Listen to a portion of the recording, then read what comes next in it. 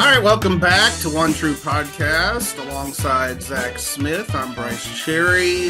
Zach, we have cooler temperatures, football weather. This feels like fun. I watched college football yesterday. I'm going to watch college football the next 4 days before going to Lubbock. And man, it's the perfect time of year. I love this time of year. Yeah. And with us, again, a friend of the show, as we might say, Gary Don Williams of the Lubbock Avalanche-Journal. Been covering Texas Tech since the dawn of the written word. How long has it been there, Don? Well, counting my time as campus paper since 1986. At the Lubbock Avalanche-Journal since 1988. Gotcha. So I date back to the Jerry Hill days. There you go. Been a minute. Well, guys, this week we do have Baylor Tech out in Lubbock. The Bears will head out there to face the 5-1 Red Raiders.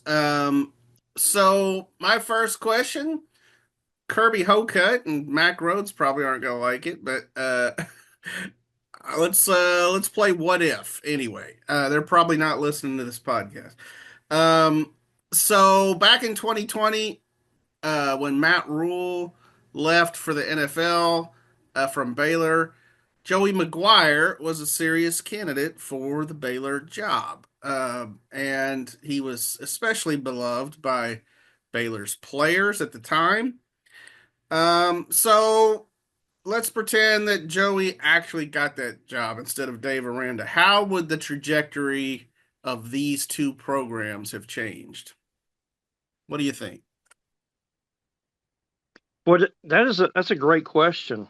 Based on what Joey has done here, I tend to think that Baylor would be in a better situation now than what the Bears are right now. And it's not really to disparage Baylor or Dave Aranda, but Texas Tech was not in a great place when Joey McGuire took over. And he's immediately upgraded the talent. I mean, his first two recruiting classes here at Tech were ranked in the 20s, nationally, which was the first time in a little over a decade that Texas Tech has had back-to-back recruiting classes ranked as high as these are. And while they've been waiting for those, most of the guys in the top 20 classes are guys who still are redshirting or are not starters yet.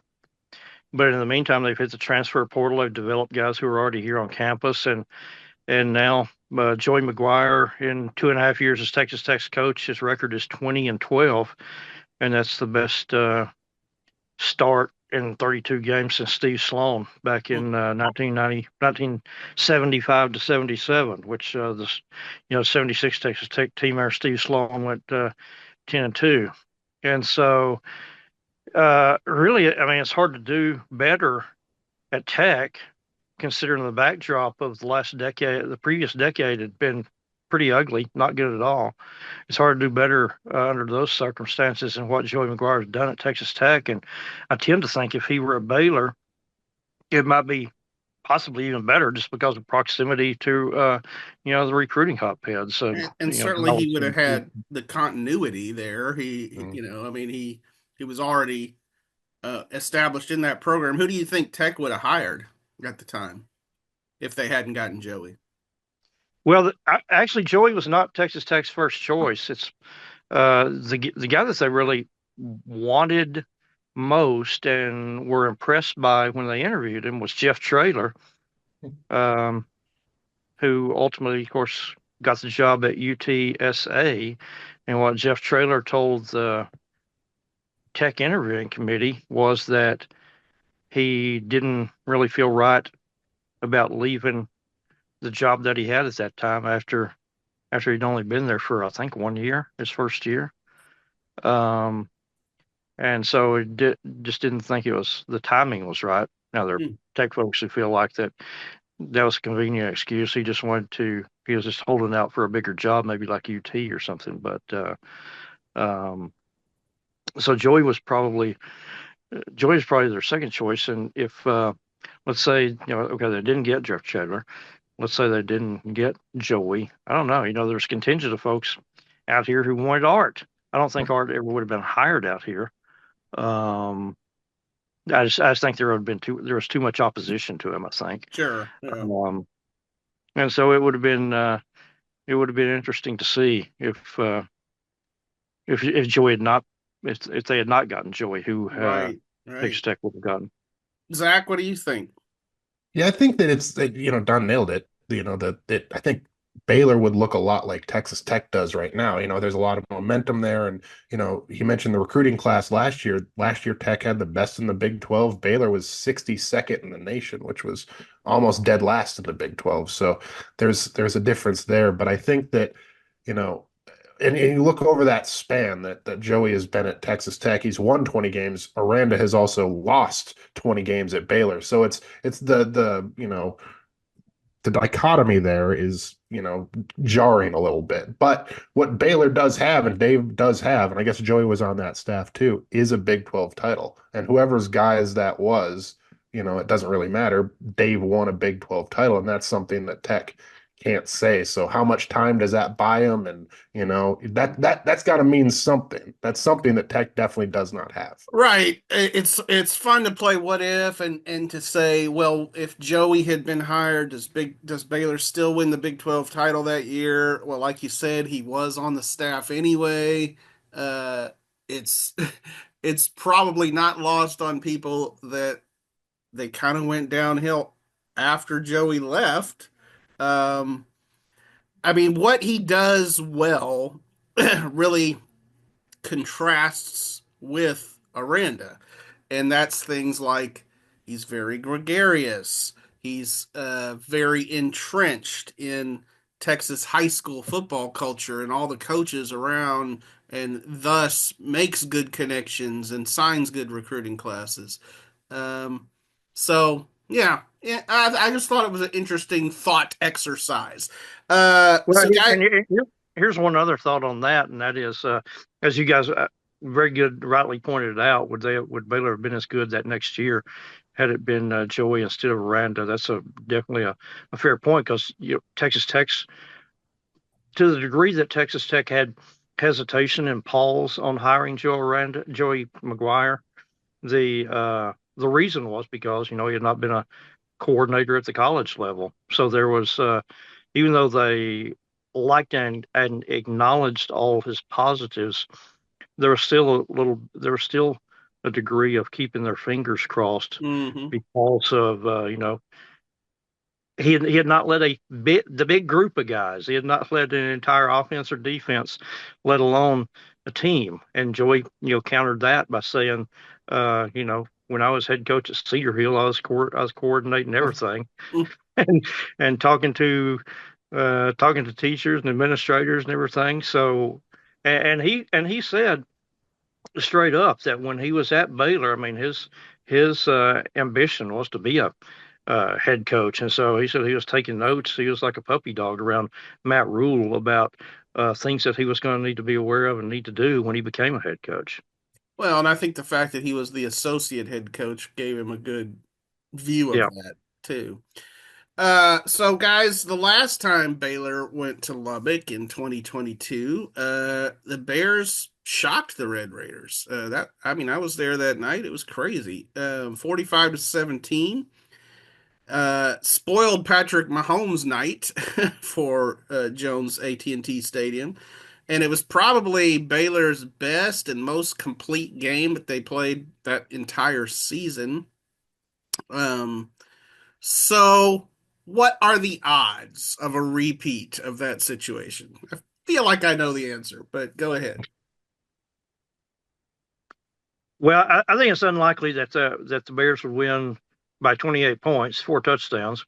I mean, Agreed. you're right. That was a disaster night for Texas Tech because it wasn't just the fact that they got blown out in the game, but the fact that Patrick Mahomes was back here for his Texas Tech Ring of Honor induction.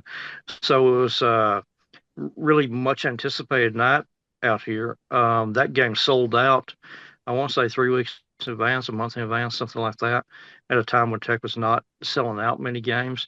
And it was because, Patrick is coming back. Mm-hmm. And so you had this big stage, eagerly anticipated night, and then it was just a disaster. I believe Bear Morton threw 3 touchdowns in that game, and Tyler Shuck, or pardon me, not touchdowns, interceptions. Yeah.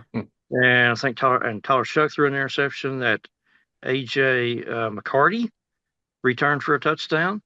So I don't think we're going to see a lopsided game on Saturday. I don't really think we'll see a lopsided game either way, because Tech has some vulnerability. Tech has some vulnerabilities, and probably the biggest vulnerability, and I wrote about it this week, is they're 130th in the FBS in pass defense. Now most of that is attributable to stuff that happened earlier, and the pass defense has been better. But that aside, they were inexperienced in the secondary to start the year. They lost the veteran safety who was kind of the anchor of that unit for 4 years or close to it, and Dadrian Taylor Demerson. They lost 2 multi-year starting cornerbacks, Malik Dunlap and Rashad Williams. So they went into the year playing some young and experienced guys in the secondary. They got a very quick uh, what's the word, that they're very quickly exposed in the first game when Abilene Christian lit them up. Mm-hmm. Maverick McGuire, a former Tech quarterback, lit them up for Abilene Christian as a 52-51 game. Yeah. And so and then you've had a situation where probably maybe their 2 best defensive backs, or at least 2 of their best 3 defensive backs, have been injured. Braylon Lux, who's probably their best cornerback, has had a thigh issue that's pretty much bothered him all season. He was back for the last game against Arizona, and a kid who's really looked good at free safety, Chapman Lewis, who's made a bunch of plays for him as a sophomore. He has had a hamstring issue, and he's on their questionable list for this week. And just the nature of hamstrings, I'll probably be surprised if we see him on Saturday. And Sawyer Robertson, people out here obviously are very well aware of him because he was quarterback of a 12-1 Lubbock Coronado team.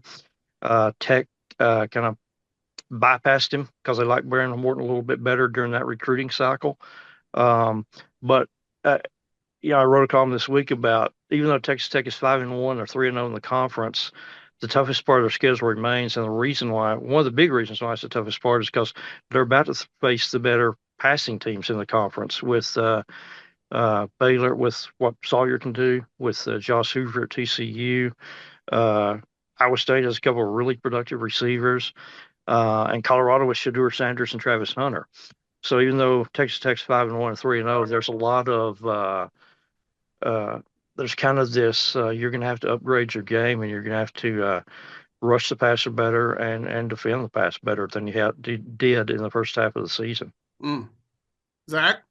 Yeah, I mean, I think it feels weird to say after watching last year's team, but I have complete confidence in Sawyer in the pass game. Like, he's going to be motivated for this game, and I have no doubt that Baylor's pass game is going to be on point. To me, this game comes down to the running game on both sides. Can Baylor stop the run? Taj Brooks is one of the best running backs in the country. He's, 100-yard per game machine. And just can they stand? The last time we saw Baylor, it was giving up 260 yards and a couple touchdowns at Iowa State. So that's not the best backdrop for going into this game. And on the other side of that, Baylor's run game has been non-existent the last 2 games. I know coming out of the bye week, that was a big focus for the coaches, for the offensive line, all of it. And so I think for me, that's where the game is going to be won or lost. Can Baylor stop the run and establish the run? Because I think Sawyer's going to do his job, and I think Baylor is getting some pieces back in the secondary to slow down any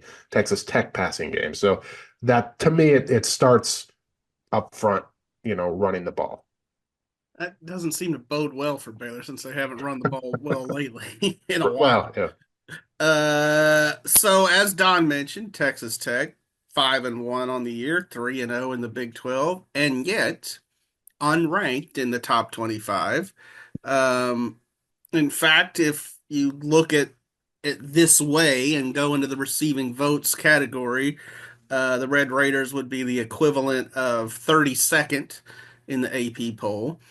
I've said this before here on the pod, uh, but I think that the Big 12 is not getting much respect among voters, among AP voters. How much of a problem do you think this is for the conference, or do you think, these teams are ranked about where they should be? What do you say? Um, I feel like the teams are probably ranked about where they should be. Um, Ultimately, they have the saving grace, and that is that whoever wins the conference, you can't keep them out. They're going to be in the college football playoff. Right. And probably an opportunity to be the number 4 seed in the college football playoff with a first round bye. It's just it's so unusual. I can't compare it to anything in my lifetime to have a conference where you have a bunch of good teams, but not a team that's a traditional power. I mean, help me out here, Brice. When have we had a conference like this that has a bunch of teams that are capable of being in the top 25, but you don't have a Texas or Oklahoma anymore. The SEC has always had traditional power, be it Alabama or Georgia or LSU or whomever else. The Pac-12 before that, the Pac-10 before that, the Pac-8. They always had USC and UCLA, and then the rise of Washington. The Big Ten has always had Michigan and Ohio State. I just unless you could compare it at points to maybe an ACC before Clemson under Dabo Swinney, this conference is kind of unusual. But I have a hard time really making a case for any of these teams being top. I was going to say, top 10, maybe, let alone top 5. And Iowa State Where is am I in the wrong on top. that? Iowa State is in the top 10. So, Okay, yeah, Iowa State is, but uh, I think Iowa State is there. Iowa State's there because they're undefeated. But yeah, are they one of the 10 best teams in the nation? I'm They could be, but I don't know. I don't say that. I great can't point. say definitively they are. Yeah, it's a great point. Zach?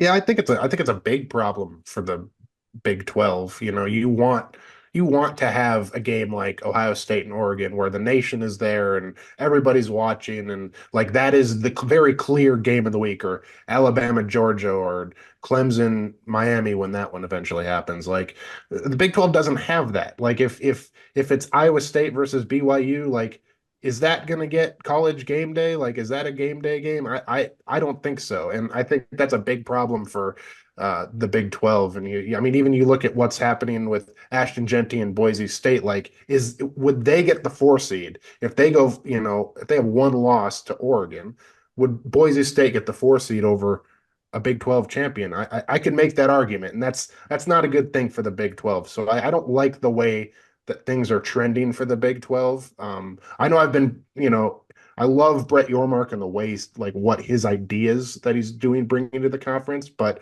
it's difficult, man. And it's hard to, have a rosy outlook about the Big 12 right now. So, I do think it's the byproduct of a year where the league has a lot of teams that don't have a lot of separation.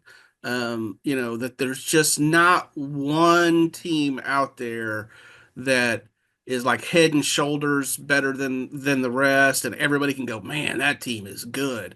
Uh, I you know I completely hear what you're saying, Zach, and agree. They don't have the brand names anymore, so that is a problem. The OU and the Texas were the brand names in college football. I still think this has the potential, and even is right now a good conference. I mean, it's just I think it's going to play third fiddle at best to the Big Ten and the SEC. I mean, when you look at what 7 of the 8 top teams in the country. I think it's the only one that's the outlier there that's not Big Ten or SEC is Miami. Um, So, yeah, I mean, that is a problem, but that's honestly kind of been a problem for a while. I mean, the fact that I personally feel like SEC teams are always going to be a little bit overrated in terms of like you could have a six-loss Alabama team, they might get top 25 votes just because they're Alabama. But uh, so yeah, I agree. It is a problem for the Big 12. Uh, Well, Go ahead, Dom. maybe the other thing is also the teams that are in the Big 12 that you expect to be good, they need to be good, and we a team for and you're not getting that this year because uh, Arizona's been a disappointment. Utah's been a big disappointment, and Oklahoma State's been a huge disappointment. And I wasn't a big believer in Kansas, but obviously Kansas had some preseason expectations, and now they're 1-4 with specializing in losing close games. Um, So what you're and so saying, that doesn't help either. so what you're saying is save us, Texas Tech, save us. Somebody, Go but 11 and 1. BYU is the one that wants to be Well, doing the that leads me saving to right my now. next question. So, you guys acknowledged it. The Big 12 does have two undefeated teams left. Obviously, both of them are ranked, BYU and Iowa State. Do you think that either or both of these teams has a path to a 12 and 0 regular season? And if not, who loses first? What do you You want think? me to go? Yeah, go You want me ahead, to Dom. Yeah. go again? Uh, do they have a path to a 12-0 regular season? Yes. The reason why is for the reason that we just discussed, and that's because there's nobody on anybody's schedule that is unbeatable. Hmm. There's nobody that BYU or Iowa State is going to come out of the tunnel on Saturday and say those guys just have way more talent than we do. We Hmm. we got to play perfect to beat this team. So yes, there is a path to for either of those teams to go 12-0.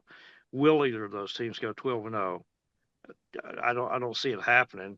I think it'd be a big challenge for either of those teams to go 11-1, just because again you're not those teams. None of the teams in the Big 12 are going to out talent in a major way the major every other team remaining on their schedule. So I think both those teams will probably lose a couple of times. But my big question is, what is the how many losses the two teams in the Big 12 championship game? How many losses are they going to have? I haven't spent a lot of time thinking about it, but in a 16 team conference, how many losses is eliminating to be a conference championship contender? I don't know that there's a number in terms of like I think the conference champion will get in whatever however many losses they have. But Oh, I'm talking about to make the conference oh, championship game. gotcha, gotcha. How many conference losses is disqualifying now? Are we going to have an Right. unbeaten against a one loss, or could a two loss team get I in think there? it's probably cyclical in terms of the season, but I feel like the fact that we've gotten to this point and those two are undefeated, I probably give them a little bit better chance than you do. At least Iowa State would actually be my answer. Would be the team that has the better road if you look at their schedule. Zach, what do you think? Yeah, Iowa State's just the better team too. I think, those are the last two teams Baylor has played, and they almost came back and beat BYU and they got smoked against Iowa State. So I just, not that Baylor is the measuring stick, but Iowa State is just a better team. But like I think at this any team can beat any team in this league. As cliche as that sounds, like BYU hosts Oklahoma State this week, and Gundy, I think he's done fighting cows at this point. But I'm not putting anything past Gundy, right?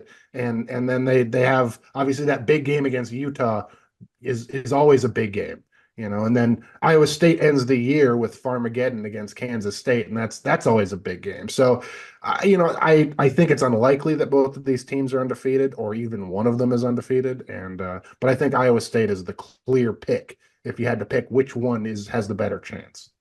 Yeah, so this is Iowa State's remaining schedule. I had to pull it up, but I had looked at it before. The next two games, they get UCF and Tech at home. Um, I think that's beneficial that you get the Red Raiders, in Ames rather than in Lubbock. They go to Kansas to play a disappointing Jayhawk team. You host Cincinnati. You go to Utah to face a team in, the Utes that's obviously um, searching to find themselves again without Cam Rising. And then to me, the toughest game is probably the season finale for them. They host Kansas State, a good Kansas State team, but again, it's at home. So, I mean, to me, it almost looks like Iowa State could be favored in all of those games. Maybe not at Utah, we'll see. But um, yeah, I do think there's a path. I tend to agree that they probably won't do it. They'll probably slip up somewhere, but I do think 11-1 is actually um, playable. I mean, like it's in play. So Don, Zach and I will be making that lovely trip out to Lubbock. You don't make it to Waco as much, like you do the Zoom thing for the Texas Sports Hall of Fame meetings now. You've kind of punked out on that. Hey, don't blame me, but blame travel budgets and the rise of being able to open up your phone and I'm present. Just Yeah, like, you hey, are I opened up present. my phone and I'm present now. There you go. You are. So obviously, made that trip many times over the years. I still miss the 50-yard line. It breaks my heart that the 50-yard line went away, meaning the restaurant, not the place on the field. But give us some, what are some good Lubbock eating haunts that we should check out? We got a lot of good Central Texas style barbecue. Okay. I mean, I guess we've kind of had the rise of that all over the state, haven't we? Yeah, Uh, yeah. Gavin May's barbecue is kind of a regular, I think, now in the Texas Monthly top top 10. Yeah. Wow. Uh, Okay. the Shack barbecue is a good place up the road from where I live here in West Lubbock. um, so several good barbecue joints, and you have all sorts of good Tex-Mex locations here in Lubbock. Garcia's on Slide Road is one of my favorites, and you also have 50th Street Caboose at 50th and Slide. Okay. That's a good place you want to sit down. Also, if you want a place to take the kids, because they have a big game room and arcade game room type style place as well. Nice. Nice. Sounds good. That we will take some notes and I will probably say, hit one of those spots.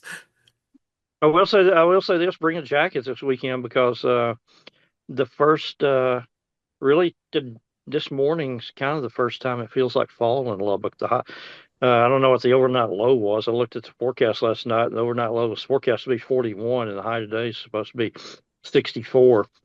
And we actually have a more than small chance of rain in the forecast on Saturday. I want to say 40% maybe. So there's a potential. I mean, Joey McGuire actually mentioned it, talked about it, was asked about it in the press conference on Monday because of the forecast. He said they would actually have Baron Morton doing some throwing and operating with a wet football this week in practice. So they are kind of planning for it. Like I say, it's supposed to be temperatures really for about the next week here are supposed to be highs in like the 60s to low 70s. So Wow. actually some nice cool weather. We've got a little bit today here in Waco. I don't think it's going to last long, but yeah, that's one thing I always remember about Lubbock is you go out there and the wind never stops blowing. It's a little like Oklahoma in that regard. So, Hey, you're kind of now you're using the stereotype, Brice, because the really the our worst windy stretch is during the spring. Like in March and April, we'll have about 6 weeks or 2 months where there's a very good likelihood, yes, that you're going to have a bunch of windy maybe days I'm in thinking the about baseball in Lubbock. That's probably You're what I'm definitely thinking thinking about about. base. It is the windy season in Lubbock is very much March. It's very much a March, April, spring thing, and there's much less. There's much less wind the rest of the year, and especially in the fall. Our falls tend to be great out here. I have seen some weird things happen at Dan Law Field to a baseball. Uh, Yeah, no doubt. There's some really in March and April. Yeah, we get some huge windy days for sure. we'll see if anything weird happens at Jones AT&T Stadium on Saturday. Yeah, But you can remind me when when it's raining sideways with a 30-mile-an-hour wind. I can look over and right, say, "Oh yeah, what about the no wind in Lubbock in October?" maybe Baylor's hoping for that. We'll see. Probably. Yeah. All Come for the right, football, stay Don. for the weather. Appreciate you, man. Always good to talk to you, and we'll see you on Saturday, buddy. All right, thanks guys, enjoyed it.